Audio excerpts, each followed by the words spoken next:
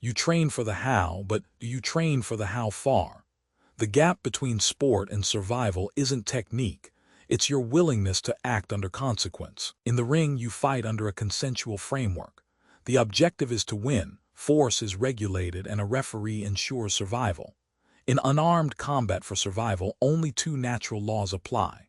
First, the law of physics.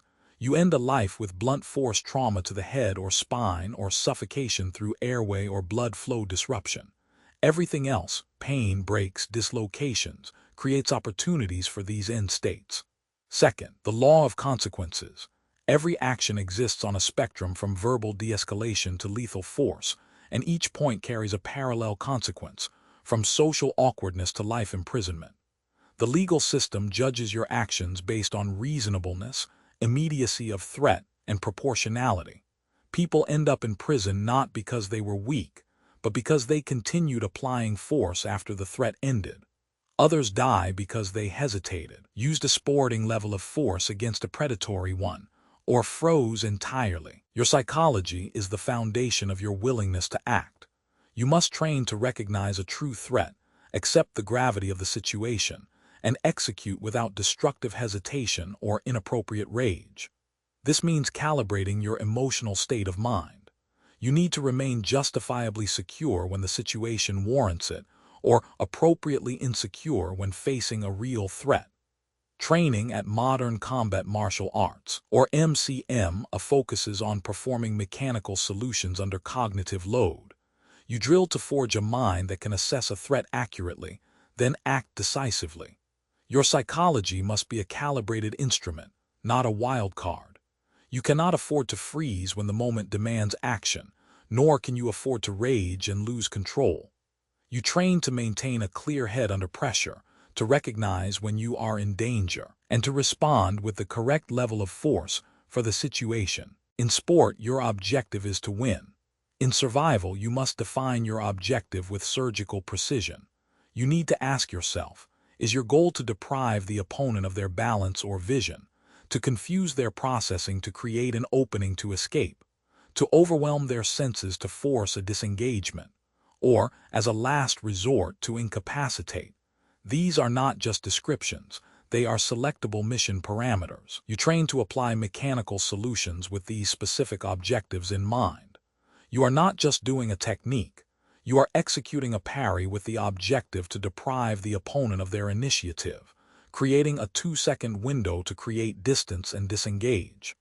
This is legally defensible action. You must have clarity on your objective before you act, because the moment you commit, you must follow through with precision. Your objective determines your force level and your exit strategy. When is it time to stop? You need to observe the opponent's processing. You watch for a shift from aggressive recognition to confusion, pain, or disorientation. That is your off-ramp. Their processing has been disrupted, and your objective may be achieved without further force. You also need to process environmental cues. The sound of sirens tells you to disengage and transition to a witness posture. The attacker slipping on a wet surface may have changed the threat level. You train to process these elements in real time, because they inform the reasonableness of your continued actions. You do not want to be the person who continues applying force after the threat has ended. The system trains you to see these triggers, to recognize when the situation has shifted, and to adjust your response accordingly. This is how you stay on the right side of the law and avoid unnecessary escalation. Remove the societal framework, and the law of consequences shrinks to immediate physical results. Psychological states shift toward insecurity and high aggression. Environmental elements become constant threats. In this scenario, your value is not in becoming a predator, but in maintaining the ability to analyze and adapt. The same framework that helps you apply proportional force in today's world becomes the framework for understanding the new, darker rules of a collapsed environment. It demystifies the chaos. You can assess a group's psychology. Are they organized or desperate?